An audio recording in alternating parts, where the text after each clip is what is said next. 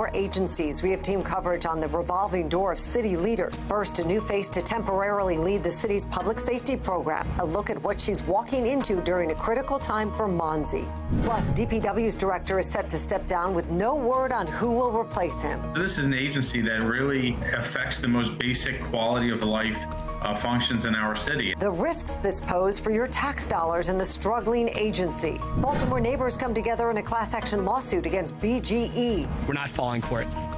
This isn't about safety. This is about profits. The immediate action they're demanding. As rain pushes out, new air quality concerns as wildfire smoke from Canada returns. I'm timing out when it rolls in. Live from WBFF in Baltimore, this is Fox 45 News at 10.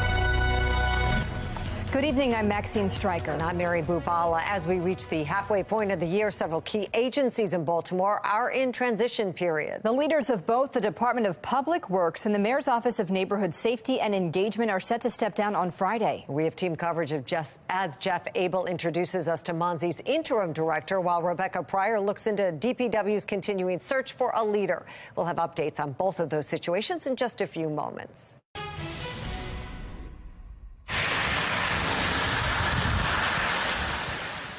We begin with yet another downpour tonight in Baltimore, continuing what's been a soggy day across our region. This was the scene just moments ago outside our studio. Strong winds and heavy rains lasting well into the night. On the left, you can see the American flag whipping around in the wind. And on the right, our cameras captured flooding in Upper Fells Point this afternoon. It looked like rapids running down Ann Street there. Let's get right to Chief Meteorologist Jonathan Myers with the latest on our forecast. Jonathan? Yeah, and ladies, some of those poor drainage areas just getting hammered this afternoon. Lots of flooding going on, lots of even hail, high winds. That is diminished tonight, but still getting a good sell right around Baltimore to Dundalk, Green Haven, just finishing up with the city, down to Severna Park, Arcadia, actually even delaying the O's game this evening. I believe they're still in rain delay out of this. And then there's more that's right near the Susquehanna River that kind of arcs back to just southeast of New Freedom, Pennsylvania, in the Hereford zone, as well as the northwestern and western portions of Harford County. So, again, some of these putting down some pretty efficient rainfall totals pretty fast. So, again, localized flooding not out of the question. A solid 1 to 3 inches of rain across the metro area this evening out of this. By tomorrow morning, though, look, it's all gone. Temperature 60s, low 70s, less humid. But then we have some other problems, maybe some bad air quality. We're tracking that coming up in my Weather Authority forecast. Take a look at this video sent in by a viewer. A woman trying to cross the street near Johns Hopkins Medical Campus found it completely flooded. A car passing by ends up splashing her as it navigates the roads. Keep sending us your photos and videos through chime.in@foxbaltimore.com or on the WBFF app. And you can always have up-to-the-minute forecasts right at your fingertips. Download the Fox 45 weather app. Just search for WBFF in your app store. The director of the Mayor's Office of Neighborhood Safety and Engagement, Shantae Jackson, is leaving her post on Friday. Fox 45 News is now learning that Stephanie Mavronis will serve as interim director. Jackson has served as Monzi director for 3 years. In that time, Fox 45 News has tried to ask her a number of questions about the Safe Streets program and other projects, but she has rarely answered those questions. Director Jackson, can I ask you a couple of questions? I think the mayor said meet us at the next. Are you going? You have to realize that we have a job and we have the right to ask questions and get information out. Director Jackson, can we talk about the multi-year Safe Streets contracts? We don't have any comment today. I know that you announced your resignation. You're planning to leave. Can you say where you plan to go? Let me stop right here. Okay. Never, ever will I prioritize any news about me over top of news about our young people. That's why I didn't ask we during can the save press that conference. question for a time when I'm ready to share it. Thank you. Now the question is, will new leadership bring more transparency to Monzi? Fox 45's Jeff Abel joins us live with a closer look at the woman now tasked with leading the office. Jeff? Well, Monzi's new interim director is no stranger to City Hall. She first worked on the mayor's campaign and later on his communications staff in his office. And now she is set to become Monzi's new $200,000 a year director. The agency that coordinates the city's holistic approach to crime fighting is losing its leader, who was at City Hall earlier this month touting the agency's progress. Not prior to 2015 have we seen numbers track this well. But when Shante Jackson steps down the end of this week, Stephanie Mavronis, the chief of staff, will be stepping up. The city has named Mavronis the interim director of the mayor's office of neighborhood safety and engagement. We're actively reviewing those grants. Mavronis is no stranger to City Hall. She worked on the mayor's campaign and was later appointed to the mayor's communications staff. For the past year, she's been the second in command at Monzi, an agency whose progress has been difficult to gauge. Earlier this month, Jackson was questioned about the mayor's vow to reduce homicides by 15%. Is this year like the first year we should expect to see that 15% reduction? The mayor's goal of 15% reductions of homicides and non-fatal shootings has been our goalpost from the very beginning. That is a goal that we are going to continue to work relentlessly and tirelessly toward. It seems to be very closed off. There's not a lot of information about how Monzi operates, particularly when it comes to safe streets.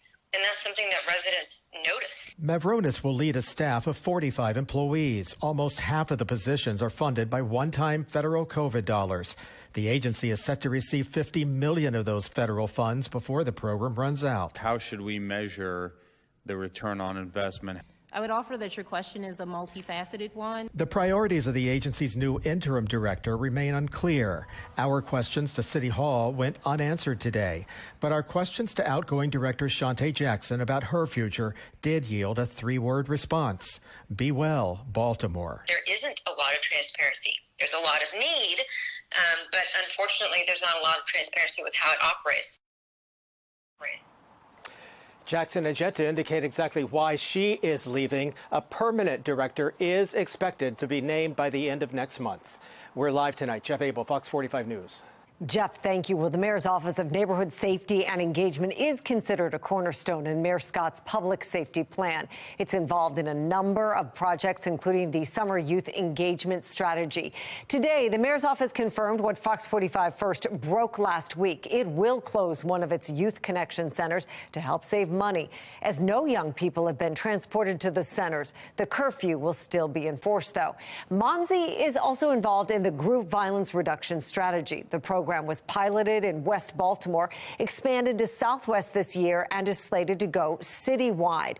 Then there's the Safe Streets program. It is getting millions of taxpayer dollars despite lingering questions about how the program actually works. Last week, we learned one site is still in the process of changing hands from Park Heights Renaissance to Lightbridge Health. Fox 45 News has heard from a number of experts who say a leadership shakeup right now will not be good for these projects or public safety really in Baltimore. You cannot have the confidence that the community needs in the type of programs that he wants to do when he's got these, everyone at the top, all of his leadership, from his communications director to the Monzi director to everybody, playing musical chairs and leaving at a time that's so critical. It's very difficult to sustain any program, any strategic plan, because there's a consistently revolving door of leadership across all agencies. That brings us to our question of the day. Should Monzi be more transparent? Our polls just opened, and so far 95% of people who voted say yes. You can make your voice heard right now at foxbaltimore.com. Another agency without a permanent leader right now, the Baltimore Police Department. The mayor nominated Richard Worley to replace Michael Harrison as commissioner. Worley is now serving as acting director. It's not clear when his confirmation hearings will begin. Today, former Commissioner Harrison reflected on his time in office in an op-ed in the Baltimore Sun. He says he, quote, sought to build a department that would serve as a model for the nation. Now, the commissioner goes on to tout a reduction in violent crime cited in his 4-year review and points out the murder rate was down in the first quarter of 2023. But not everybody agrees Harrison's time in office has been positive. Some point to soaring juvenile crime and a growing officer shortage. You can find more on Harrison's mixed legacy on our website, foxbaltimore.com. The Department of Public Works also still searching for its next leader. DPW Director Jason Mitchell set to step down at the end of the week. And the clock is ticking to find his replacement. Fox 45's Rebecca Pryor joins us live now with the latest in that search. Rebecca? That's right. Whether you're aware of it or not, the Department of Public Works plays a fundamental role in our daily lives, from the water that we drink to our trash and our recycling. Leaving DPW without a permanent leader could just cause more issues for a vital agency already plagued with problems. When you turn on your faucets, you expect clean water. And when you take out the trash, you expect it to be picked up. But in Baltimore City, that's not always the case. You know, we've just had one situation after another. And so it's been a very challenging time for DPW. The 2-year tenure of DPW Director Jason Mitchell fraught with criticism and controversy. Among the issues, unreliable recycling services, inconsistent trash collections, soaring water bills, the state takeover of a wastewater treatment plant, and a dangerous E. coli water contamination not properly communicated to the public. You know, I'm looking forward to seeing who the next person will be. Councilman Yitzi Slifer, an outspoken critic of DPW's struggles to deliver on basic city services, eager to see a new director turn the embattled department around. But so far, since Mitchell's resignation announcement back in January, I got some serious health issues with someone in my family, and I need to attend to them. Followed by leaked audio recordings of Mitchell voicing frustrations behind closed doors. This city, not you, began to compromise who I was as a man and as a professional. I don't feel oppressed any longer. I don't feel enslaved. The city has yet to announce a replacement, despite Mitchell's last day now just days away. And so this is an agency that really affects the most basic quality of life functions in our city. It's really inexcusable that they don't have someone lined up to take over starting July 1st. Taxpayer advocate David Williams pointing to DPW's more than $600 million budget and the director's $245,000 salary, questioning how will a lack of leadership impact not only your city services, but your hard-earned tax dollars as well. This could potentially lead to the waste of millions of dollars in the city if there's not someone at the top of this agency making sure that the money is spent wisely. Now it's crunch time for the city, and they may have to pay the next person a lot of money to come in and take over this agency. Again, Mitchell's last day is scheduled for this Friday. So today I asked the mayor's office and DPW what is their plan for when he leaves. But as of news time tonight, I have not heard back. Reporting live from the control room, Rebecca Pryor, FOX 45 News. Next on Fox 45 News at 10, more than 100 Baltimore residents join a lawsuit against BGE over these external gas regulators, the ones that sparked a protest leading to 3 activists being arrested, what the suit demands, and a recent flip-flop from the utility. The crisis in Anne Arundel County classrooms, what flags can and should be displayed? That question has fueled heated debates between parents and could lead to certain bans. We dig into the policy. And at 10:30, recreational use of marijuana becomes legal in Maryland this Saturday. A lawyer breaks down what you can and can't do.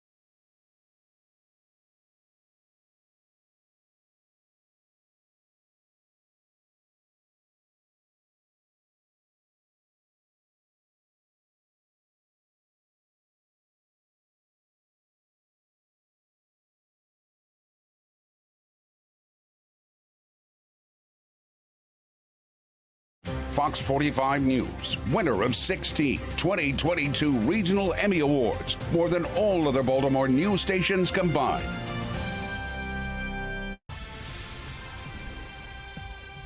This lawsuit will make clear to the courts, and we hope to the public, that BG&E is not on your side. They are doing what they've always done, protecting and profiting off of the backs of customers in Baltimore City. Scathing allegations from a group of Baltimore residents suing BGE after they were arrested while protesting installation of thousands of external gas regulators.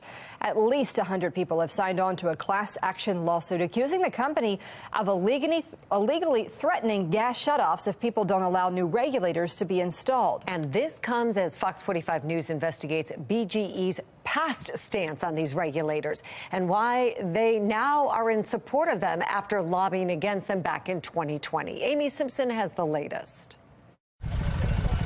Sidewalks and streets torn up in some Baltimore neighborhoods, all part of BGE's project to install external gas regulators. Some residents so strongly opposed to the new outside gas meters, 3 women spent a night in jail for intentionally blocking utility crews in Federal Hill last week. This is an abomination. Those protesters, now among more than 100 Baltimoreans, suing BGE, hoping a judge will halt construction. We are asking for immediate action. We're asking for an emergency hearing to make sure this gets resolved as quickly as possible. That lawsuit filed Friday. An attorney for the residents says lawyers and the court are still working behind the scenes to get schedules in order as they try to set a hearing for a temporary restraining order. They're pushing back on BGE's claim that external gas regulators are to improve safety and speed up natural gas delivery. We're not falling for it. This isn't about safety. This is about profits. Among the exhibits entered in this class action lawsuit, this February 2020 position statement from BGE to Maryland's General Assembly on the topic of external regulators. 360, how many ambulances do we have responding to this incident? Maryland legislators were considering legislation in response to this 2016 deadly gas explosion at a Silver Spring apartment complex. BGE has several densely populated areas, such as Baltimore City, that don't often provide for appropriate open outside space to allow for outside meter or regular installations. BGE said in part, also writing the utility needs to consider laws that prevent locating equipment on public rights of way, in historic locations, or in conflict with the American Disability Act standards.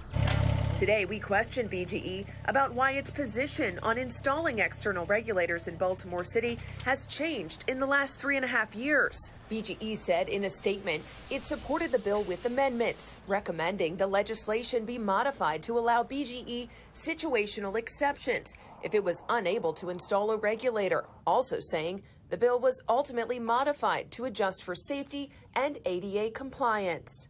Meantime, those suing the utility company calling for construction to halt while they wait for a judge to take up the case. They're so confident they're going to prevail in court. Just take a minute to allow these homeowners to not have their gas cut off while there is pending litigation. Amy Simpson, Fox 45 News. BGE has seen its fair share of backlash this year in Baltimore. The city struck a new deal with the company over the city's conduit system, but 2 members of the Board of Estimates tried to stop the vote. Mayor Brandon Scott went through with the deal, though, without their presence. Just 2 days after the mayor approved it, BGE requested annual rate hikes during each year of the contract, increasing the average bill a little more than $10 a month. The Maryland Public Service Commission would have to approve that. A firefighter in St. Mary's County has died after a fire this morning in Leonardtown. We are told he got trapped inside the 2-story home. It collapsed and he ended up falling into the basement. Crews managed to pull him out, but he died at the hospital. That's where we're at. We're grieving the loss right now, and thoughts and prayers to the family and to the larger Navy team. We lost a true hero this morning that went in without hesitation to save others and lost his own life in the process. St. Mary's County officials are expected to release the name of the firefighter killed tomorrow as they work on notifying family and friends. A volunteer firefighter was also injured battling that blaze. And former Laurel Police Chief David Crawford has received several consecutive life sentences. He was convicted back in March on attempted murder and serial arson charges. Prosecutors say he set a string of fires across 6 Maryland counties over a 10-year period. The fires targeted people like his neighbors, former co-workers, and even his chiropractor. The 71-year-old entered an Alford plea, admitting there's enough evidence to convict him without admitting guilt. Coming up, school protests in Montgomery County. Why parents say their religious rights are being violated. President Trump on tape. Do prosecutors now have what they need for a conviction? And what does it mean for his chances in 2024? I'm Scott Thuman in Washington with new developments. And although rain and severe weather has been on our minds, what's next? Well, this, as sun returns, we're going to return to bad air quality. Code orange air quality alert. In effect, our old friend, yes, a Canadian wildfire smoke. It's moving back. And some of those sensitive groups can have a rough time tomorrow. Take a look at all of that bad air moving east. I'm going to let you know when it gets there. We're tracking it on the computer models and letting you know when the rain gets out of here now and comes back for the weekend. My Weather Authority forecast.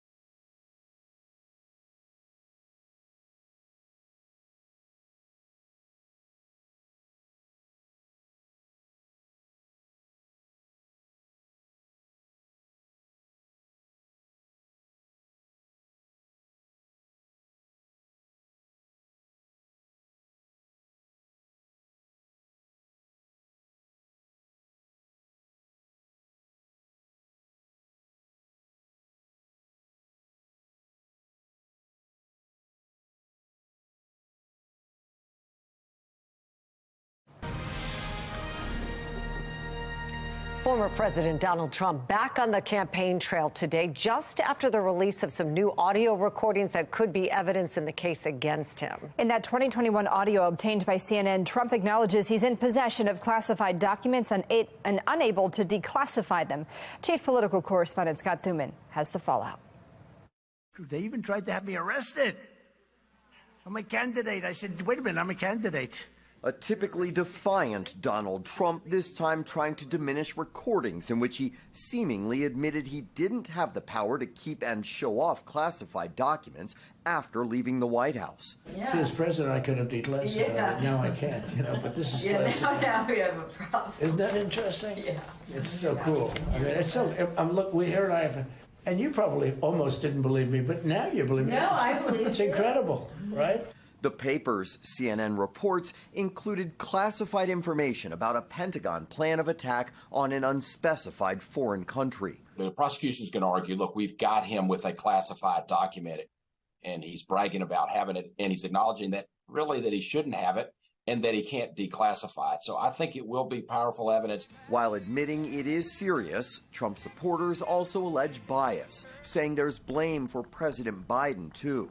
I have real questions about Joe Biden, not just taking classified information when he had no declassification authority, but taking them during a time as senator. And President Trump is right to point to many of those double standards. The court battle to come, just one element of the saga surrounding Trump's actions. Another is the political impact it could have on the campaign trail as opponents tee off. He has let us down because he's unwilling.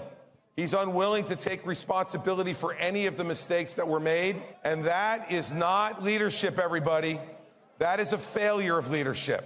Trump loyalists often dismissing the critics and hope anything that doesn't end Trump's campaign makes him stronger.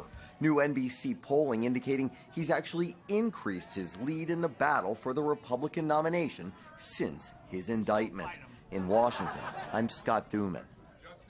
Ahead at 10:30, Anne Arundel County plans to ban some flags in schools. The heated debate this week and why some say it shouldn't be a priority. And a cannabis countdown in Maryland. What you need to know before recreational marijuana becomes legal this weekend.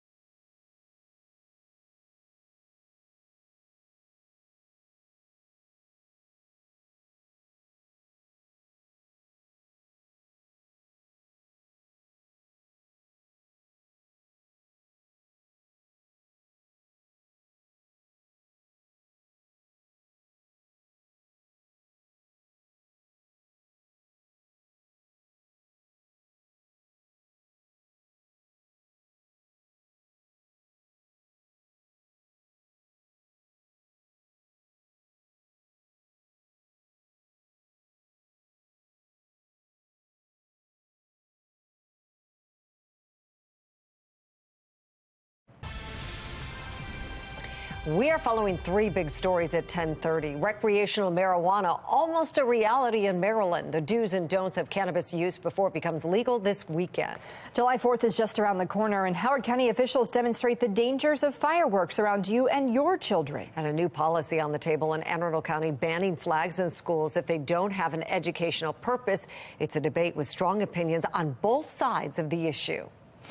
We're heading in the wrong direction. It's just becoming more and more limiting. And I think any good teacher knows that, a strong classroom is a classroom that can teach to all. We always only had the United States flag in our classroom. And I really think that's what we need to do. We begin there. The proposed policy discussed for hours at last night's school board meeting. But some school board members are wondering if this should even be a focus. Fox 45's Olivia Dance explains their concerns. Hundreds of protesters gathering outside Anne Arundel County School headquarters before the board meeting, some for and some against the proposed flag policy, which would ban flags other than the American, Maryland, Anne Arundel County, and Annapolis flags, effectively banning flags like the Pride flag.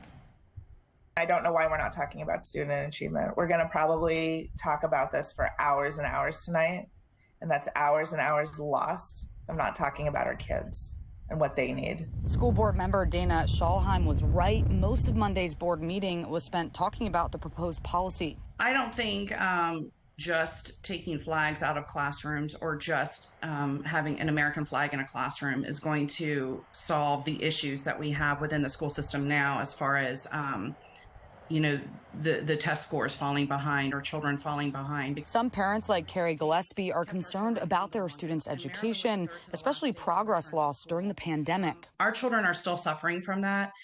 There haven't been discussions that I would like to hear from a state level as far as how are we going to make up those gaps in achievement and learning that were lost. Maryland Schools report card for the 2021 to 2022 school year showing all grade levels in Anne Arundel County did not meet the criteria for improvement in academic achievement.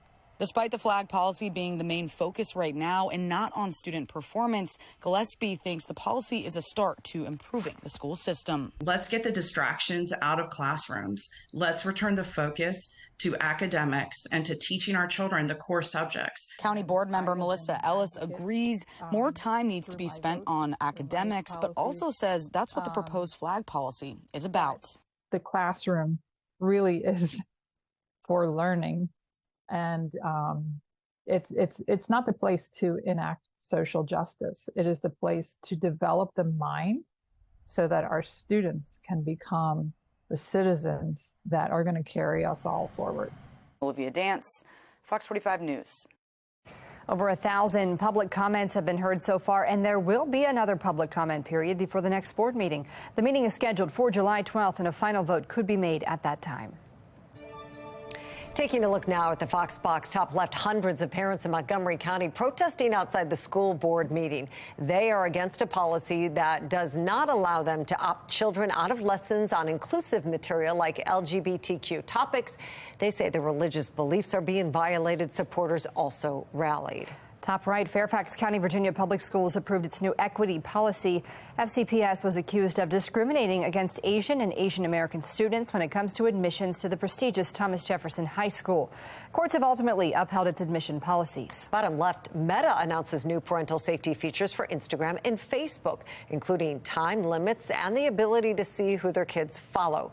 The move follows the U.S. Surgeon General's call on big tech to take action to protect children, but critics say Meta is not going far enough.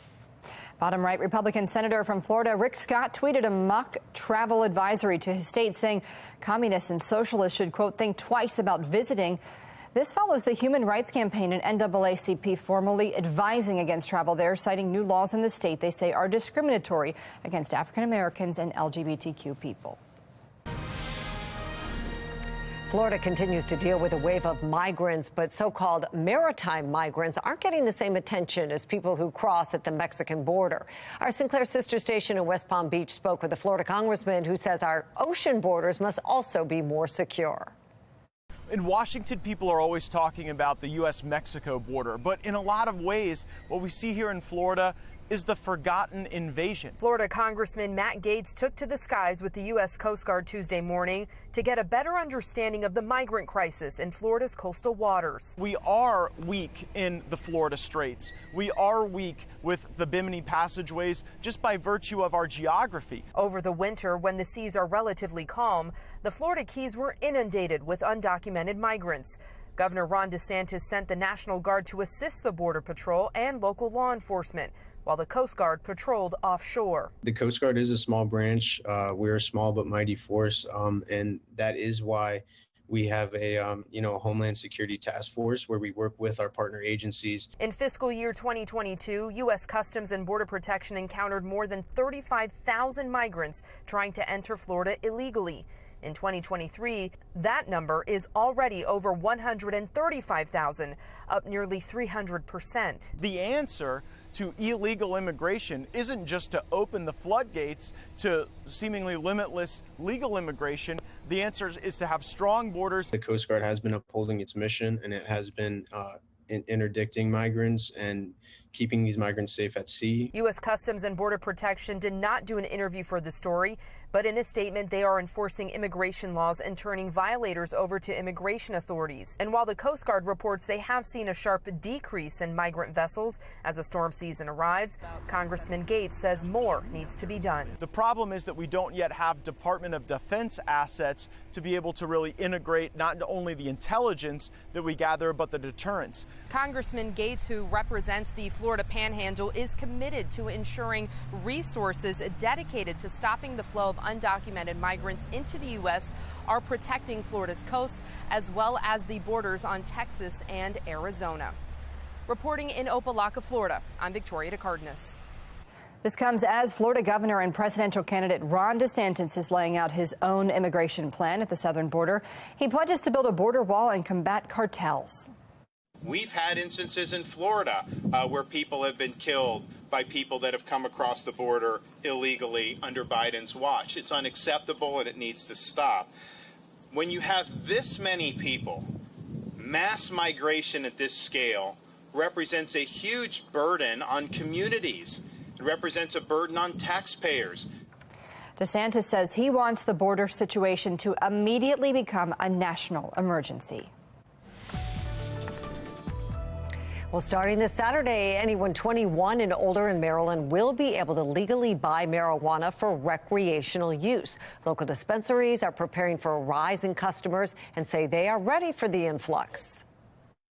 Yeah, we are not worried about running out at this point, and luckily we do have our own GP grow process here in Maryland that supplies many of the best products and strains here in Maryland. So we're staying fully stocked with some really good stuff. Garcia hand-picked, strain, elevated, dewdrops, Canasutica.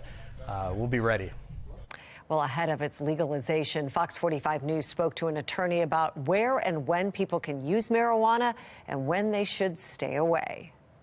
So there aren't any, at least as far as I'm aware, any local county ordinances that are going to ban the smoking and use of marijuana in a public place. However, there is a statewide prohibition against the use of marijuana in a public. Well, Fox 45 News will continue to follow the lead up to marijuana legalization on Saturday and keep you updated on what happens after. You can follow along both online and on air. The July 4th holiday weekend is almost upon us, and you'll be paying more to fuel up starting this weekend. Marylanders are paying about $3.46 a gallon on average, but the increased gas tax kicks in on Saturday, which will tack on about 5 cents to each gallon. Delegate Kathy Shalega joined us live on Fox 45 News at 4 to discuss efforts to stop the increase. Every year on July 1st, the gas tax goes up automatically. It's wrong. We need to put an end to the automatic gas tax increase. And, you know, every year we try to do that in Annapolis. Right now, it's going to be 47 cents a gallon. And if it continues on the same trajectory, in 10 years, it'll be $1.08 a gallon in taxes. Proceeds from the tax predominantly go towards mass transit. Delegate Shalega says the revenue should be more evenly split between mass transit and road repairs. Howard County leaders are making sure that you celebrate safely if you and your family will be around for fireworks this weekend.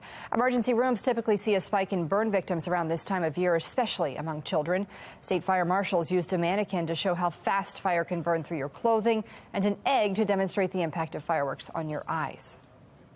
Sparklers burn up to 2,000 degrees, which is as hot as a welding torch. So if you wouldn't give your toddler a welding torch, please don't give them a sparkler. Give them a glow stick or a confetti popper instead. That's a really fun way to celebrate the holiday and keep everyone safe. You're going to have retinal damage, lens damage, damage that causes glaucoma, a variety of disorders, all that lead to the same outcome, which is loss of vision and in some cases even loss of the eye. And of course, this is simply from a firecracker, nothing like an M80 or a bottle rocket or something that would be even more devastating. Pediatricians also reminding parents about the hazards of unattended or improperly used grills and fire pits, which could also do some significant damage. If you want to see the fireworks from a distance, Baltimore City has a big fireworks display planned for the 4th of July. The Office of Promotion of the Arts, Baltimore Symphony Orchestra, and Waterfront Partnership teaming up to host a July 4th celebration. The festivities include a picnic at West Shore Park starting at 3, a BSO concert at Harbor Place Amphitheater at 8:30, and the fireworks will go off at 9:15. Coming up, mismanaging prescription medications can have severe consequences. Why dispensing errors may be more common than you think and how you can protect yourself. Coming up on the late edition, new arrests in a migrant smuggling scheme that left more than 50 people dead last year. The new details about how they ended up in the back of a tractor trailer in the Texas heat.